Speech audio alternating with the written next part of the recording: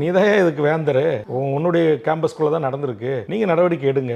நீங்க வந்து இதுல யாரு தவறு எடுத்திருக்காங்க? இப்ப சாருன்றவர் யாரை குறிக்குது? உங்க கேம்பஸ்குள்ள யாரையாச்சும் சாருன்ற வார்த்தையை குறிக்குதா? வெளியில உள்ளவர்களை சார் என்று குறிக்குதா? இந்த குற்றத்திற்கு அடிப்படை காரணமாக இருக்கின்ற இந்த போதை, இந்த கஞ்சா, மது விற்பனைகள் அந்த கேம்பஸ்குள்ளே நடக்குது. கேம்பஸ்குள்ளே அது புழக்கத்தில் இருக்குது. சில மாணவர் விடுதிகளில், மாணவருடைய கல்லூரி வளாகத்திற்குள்ள உள்ளேயும் வெளியேயும் நடைபெறுகிறது என்று பரவலான குற்றச்சாட்டு இருக்குது. அப்ப நீங்க வேந்தர் தானே. இன்னைக்கு தமிழ்நாட்டுடைய டிஜிபி, உள்துறை செயலாளர்கள், உயர் அதிகாரிகளை அழைத்து நீங்கள் பல காலகட்டங்களில் பேசியிருக்கிறீங்க. கோப்புகளை எடுத்துட்டு வாங்கன்னு கேள்வி கேட்டிருக்கிறீங்க. எனக்கு அதிகாரம் இருக்கிறது என்றெல்லாம் நீங்கள் மக்களால் தேர்ந்தெடுக்கப்பட்ட அரசை விட எனக்கும் அதிகாரம் இருக்கிறது என்பதெல்லாம் தாங்கள் நிலைநிறுத்த முயற்சித்திருக்கிறீர்கள் பல காலகட்டங்களில். அப்ப இதுல இந்த தமிழ்நாடு முழுக்க நீங்க வேந்தராக இருக்கின்ற பல்கலைக்கழகங்கள்ல பல்வேறு குற்றங்கள் தொடர்ச்சியாக நடந்து கொண்டே வருகிறது. அப்ப அந்த குற்றங்களை மட்டுப்படுத்துவதற்கு, கட்டுப்படுத்துவதற்கு நீங்கள் என்ன பணிகளை செஞ்சீங்க அப்படின்ற ஒரு கேள்வி இயல்பா எழுவது இல்லையா? நீங்க வெறுமனே ஆளுநர் போய் ஒரு பட்டமளிப்பு விழாவில் நீங்க வந்து நின்றுகிட்டு போட்டோவுக்கு போஸ் கொடுத்துட்டு வர்றதோட உங்க வேலை முடிஞ்சிச்சா? அப்ப